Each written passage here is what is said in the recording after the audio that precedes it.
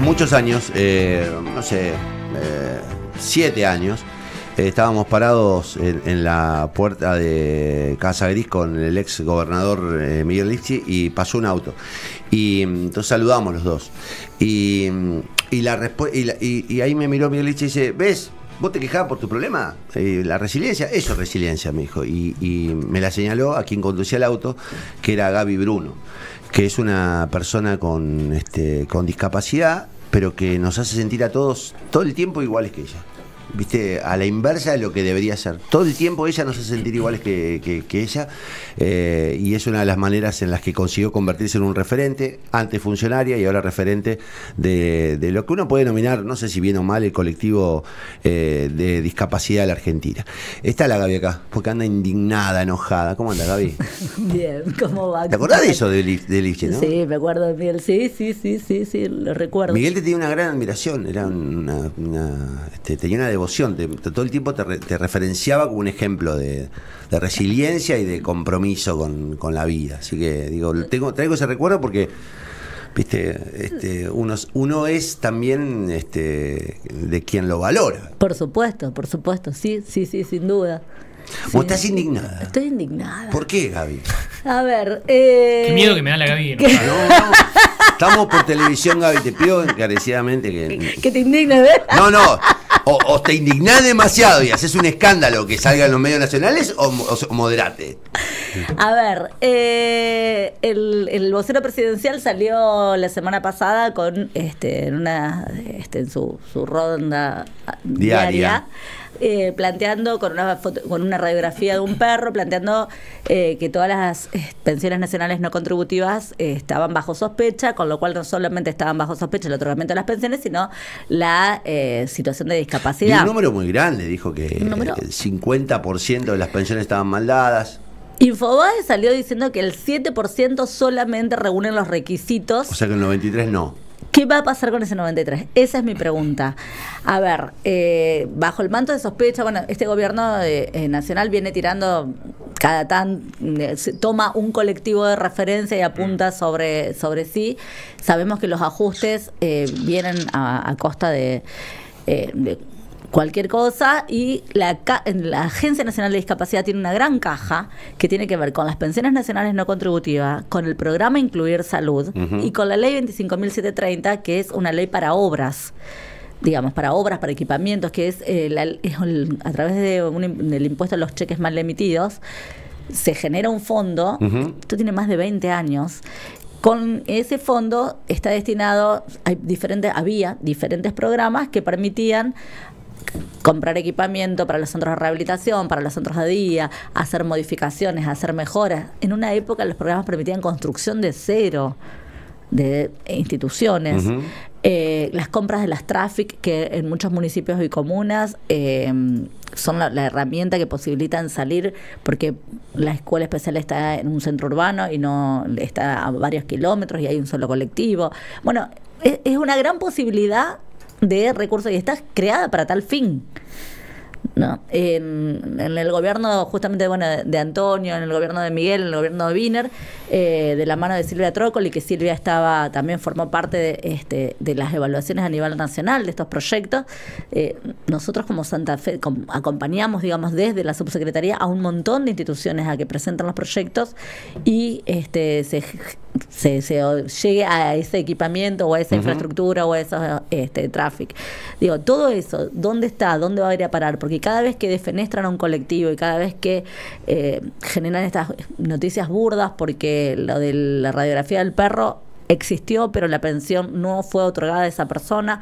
Hay un dictamen emitido por la médica de la Agencia Nacional de Discapacidad en el 2022, donde plantea que no corresponde una radiografía de una persona, de un ser humano, y fue desestimado. O sea que es una requete contra fake news. Usaron ese elemento para denostarnos, y con ese manto de sospecha, entonces, bueno, todas las políticas que están, digamos, todos los recursos que están destinados para llevar adelante políticas hacia este colectivo, que significamos un 15% a nivel nacional, bueno, ¿qué va a pasar? A mí, de ese informe, lo único que me hizo ruido, sinceramente, yo creo que en todos los casos debe haber radiografía trucha, debe haber intentos que auditen, está perfecto. Está bien. Lo que me llamó la atención es la concentración de pensiones en Chaco, Formosa y... Está bien, que lo revisen. Digo, porque es increíble, más del 60% de las pensiones por Pero va discapacidad... ligado a la pobreza. Las pensiones nacionales no contributivas. No digo que... No, es que vos sabés más que yo, Gaby, yo no sé. Entonces digo, la verdad es que mi obligación es preguntar. Digo, a mí de ese informe lo que más ruido me hizo fue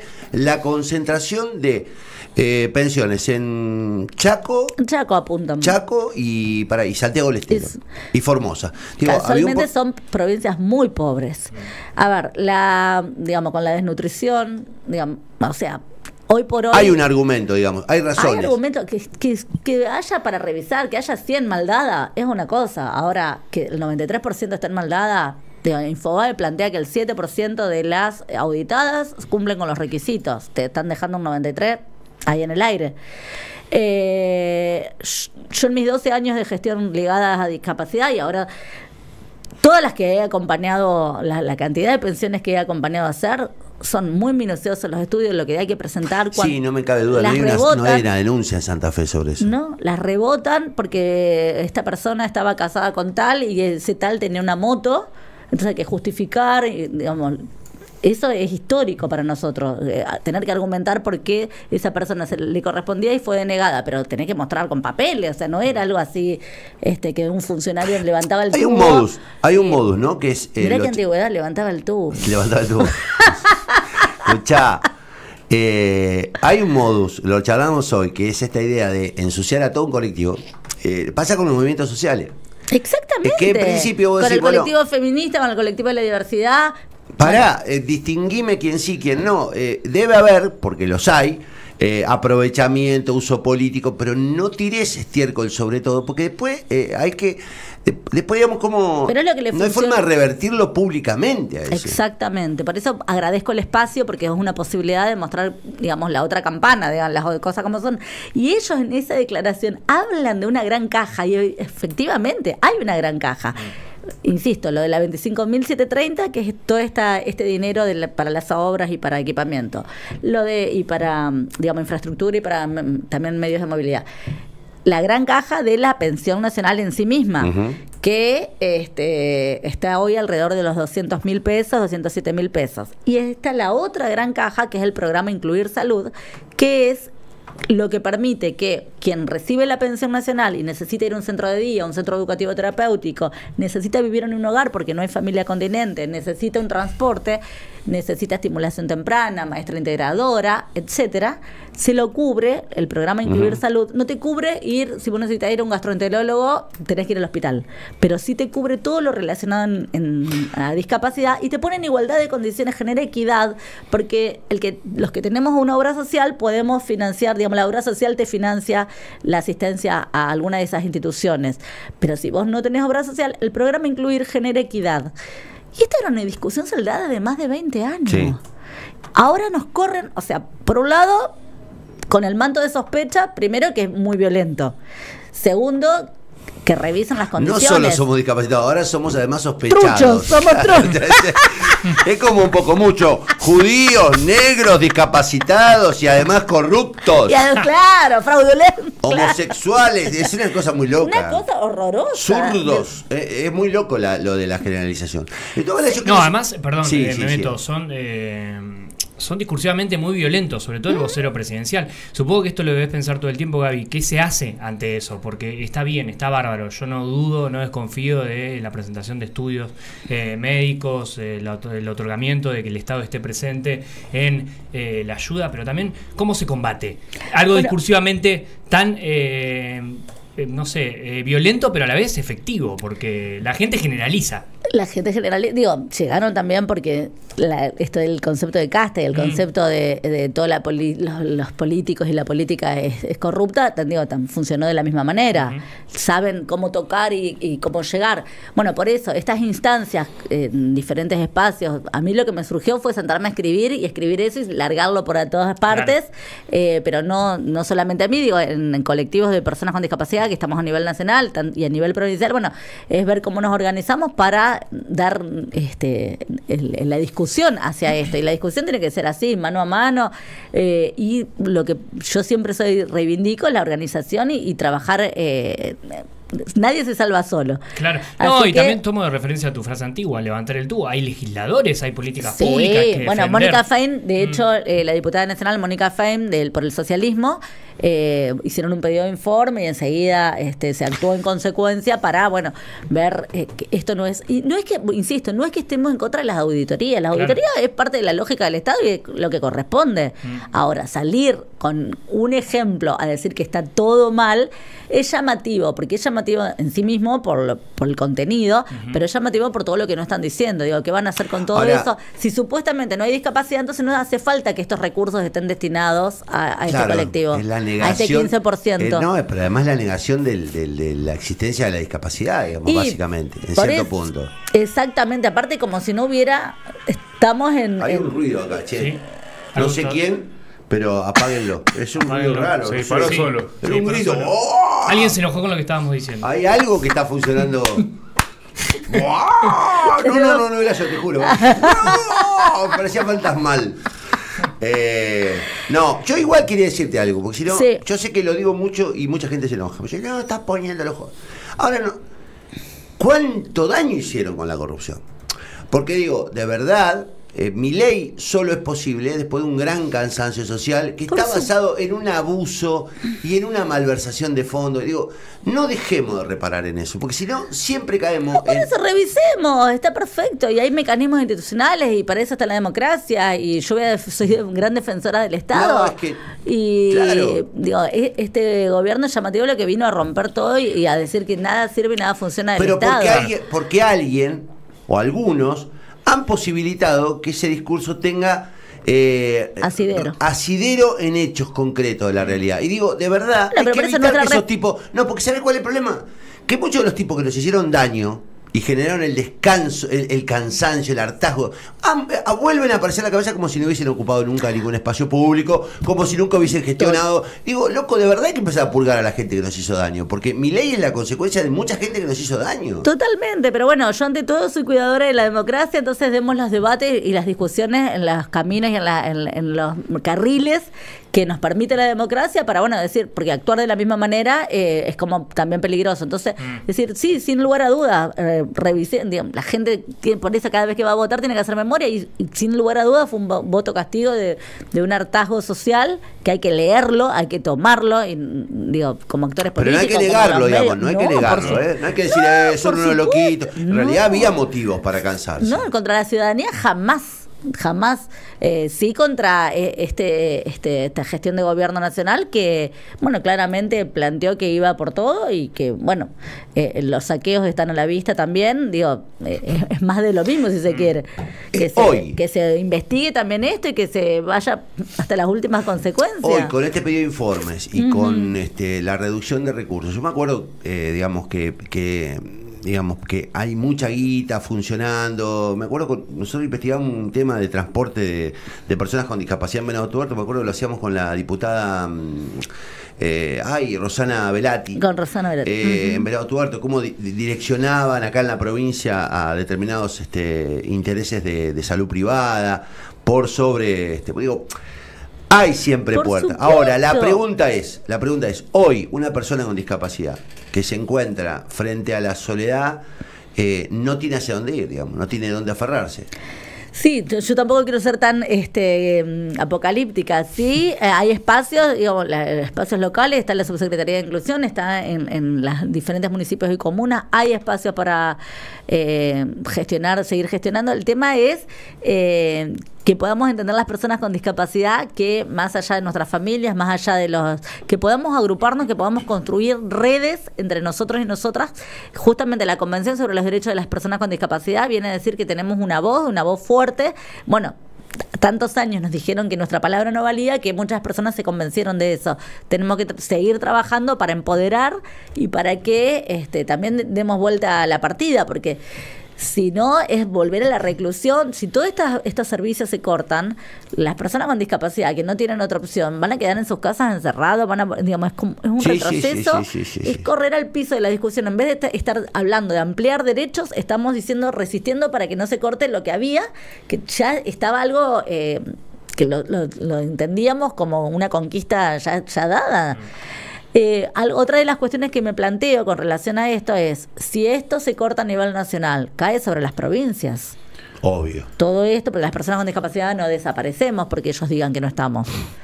Las personas vamos a seguir estando y necesitar comer y necesitar vestirte y necesitar también ir a un centro de día, etcétera. Hay muchas instituciones que están al borde de cerrar con esto, porque están en crisis por la falta de recursos de sostenibilidad. Y a su vez planteo llegar a las pensiones nacionales es la alternativa que quedó, y acá también digo, revisando para atrás gobiernos anteriores. Nosotros necesitamos trabajo, las personas con discapacidad necesitamos acceder al trabajo, contar con la accesibilidad necesaria para poder llevar adelante nuestro trabajo, pero digamos, la pensión es un recurso paliativo a la pobreza. Ahora, y ahí entra lo que vos decías, los gobiernos supranacionales, provincial y municipal, y te ha tocado estar en gestión municipal, la última gestión, y ahí ¿qué laburo se pudo hacer? Pienso en el cupo de trabajadores por discapacidad, pienso en rampas, qué buena pregunta. ¿Qué se pudo hacer o qué no y qué no? Para mí fue muy dolorosa esa gestión porque bueno, fue muy poco lo que se pudo transformar y lo que se logró comprender, la necesidad de cumplir con el 4%, que no se cumple ni a nivel provincial ni a nivel nacional.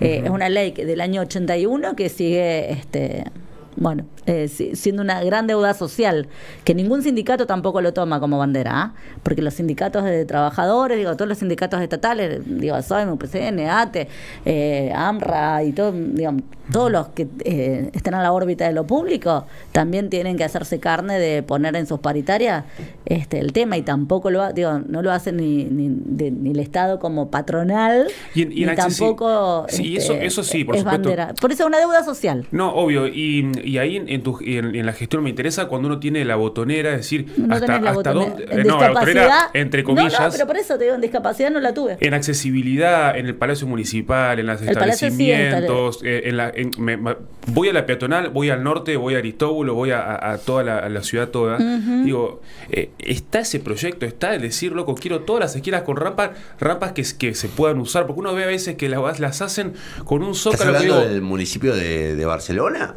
No, bueno, pero digo que en algo se puede avanzar. ¿Estás hablando de Zurich? Si lamentablemente no, y te digo que estuve adentro y trabajamos mucho por la comunicación accesible. Fue muy difícil trabajar por la accesibilidad urbana. En algunos lugares sí, todas las obras que se hicieron para el lado de Yapeyú, para la 12 de octubre, lo de Avenida Galicia, algunas obras sí. Había discusiones incluso porque sigue siendo difícil poner la voz de las personas con discapacidad, que esto del nada sobre nosotros y nosotros sigue siendo difícil. La obra de la terminal se terminó con una rampa, nosotros pidiendo poder ir a verla en la previa, con una rampa que no cumple las condiciones, con unas baldosas, está pensada la accesibilidad, pero al no estar en diálogo con quienes la usamos, vuelve a tener falencias. Pero hay una ordenanza que dice cómo tiene que ser la rampa, medidas leyes, y demás. Sí. ¿Y por qué entonces la licitación? Porque los arquitectos, los colegios de arquitectos sigue, la Facultad de Arquitectura sigue sin ser una materia, sin ser un eje transversal. Claro. Los comunicadores y comunicadoras tampoco piensan en comunicación accesible. ¿Pensás para personas sordas? ¿Pensás para personas ciegas? ¿Pensás para personas con discapacidad intelectual? No. Sigue siendo un cambio social lo que necesitamos. Entonces, por eso digo que es una deuda social, porque todo lo tenemos que tomar como parte de lo que tenemos que accesibilizar para generar igualdad. Gaby, me decías fuera de aire que estás laburando con la Defensoría del Pueblo o está en pie eso. Hace 2 semanas atrás, si mal no recuerdo, se hizo el lanzamiento del observatorio para personas con discapacidad, que tiene que ver con poder observar las políticas públicas justamente, y también trabajar en esto, a raíz de la pregunta del compañero, trabajar en formación, porque lo que tenemos que hacer es formarnos para contemplar justamente la perspectiva de discapacidad en todo lo que hacemos, y para generar esta igualdad ausente. El observatorio depende, de acuerdo a la ley 13.853, depende de la Defensoría del Pueblo. La creó la ley en el año 2018 y bueno, como es una ley que no se reglamentó, pese a varias reuniones que tuvimos con el anterior subsecretario, Patricio Huerga y demás, bueno, sigue sin ser reglamentada. Ahora aspiramos a que sea un hecho en esta gestión y bueno, de la mano de eso poder pensar cómo analizamos diferentes cuestiones que tienen que ver con la vida diaria. Se llegó a hacer una convención sobre los derechos de las personas con discapacidad justamente porque no solamente en Argentina, sino que la deuda con las personas con discapacidad es a nivel mundial. Son muy pocas las ciudades que yo he tenido la posibilidad de recorrer, que lo he hecho con autonomía en mi silla de ruedas. Claro. Entonces, bueno, justamente es necesario dar un debate nacional e internacional. Yo, bueno, tengo la posibilidad de estar en varias redes de Latinoamérica con personas con discapacidad y tenemos las mismas vicisitudes. Ayer estábamos en una reunión con gente de El Salvador. Y todo lo que yo contaba que estaba pasando acá, ellos hacían así que les estaba pasando. ¿Pero Bukele no anda a los balazos haciendo rampas? A ver, las rampas solamente están en los lugares nuevos y en los lugares que se hace alguna reforma. Pero las ciudades históricamente estuvieron y en los lugares céntricos, construidas sin contemplar la accesibilidad. Gaby, me dice la productora, que la conoce mejor que yo, que vayamos cerrando, así que vamos cerrando. Bueno, productora. Gracias por el escándalo, Gaby. Bueno, gracias a ustedes. Ahora, de verdad, gracias por el enojo, gracias por la coherencia y la resistencia. Sí. Porque digo, son momentos en los que hay que resistir y hay que bancarse un montón de puteadas, descalificaciones, generalidades, que te metan en el paquete de... Y digo, y hay que bancarse el temporal. Hay que bancárselo Yo ayer le decía a un amigo, a propósito de algunas cosas que pasan, digo, mira, acá hay dos cosas, hay dos actitudes posibles: o te rendís o sos digno y seguís para adelante, y hay que ser digno y seguir para adelante, tratando de pensar el futuro. Si no rendite, y si te rendís no sirve para nada, rendirse no sirve para nada, así que hay que seguir dando la pelea. Hay que seguir como el ejemplo de las madres, así que hay que seguir y pensar, y quienes estamos en otra situación también poder pensar en cómo no es la misma la situación del que está sobreviviendo. Entonces, cómo generamos estrategias para que las redes, el tejido social no se siga rompiendo. Tenemos que unirnos, fortalecer y darle para adelante, y no solamente discapacidad y unirnos a otros colectivos vulnerabilizados, porque si no también logran que cada uno levantemos nuestra propia bandera, y acá hay una bandera colectiva que es la sociedad. Gracias por venir, Gaby. Gracias a ustedes. Gabriela Bruno, referente de las personas del colectivo de discapacidad. La verdad que un momento muy aciago, muy complicado. Están sacando bajo cualquier argumento todos los recursos posibles del Estado para la atención de todos los colectivos. Y bueno, es nuestra decisión también dejarlo pasar o no. Y yo creo que hay que poner una mano que ya basta, pará. Hasta acá, este es el límite. Lamentablemente hay una buena parte de la sociedad que ha preferido, yo creo que producto del hartazgo, cerrar los ojos y avanzar sobre cosas sobre las que no se debe avanzar. Ojalá seamos capaces, yo creo que sí, de comenzar a tejer un cordón de resistencia a todo esto. Ya venimos.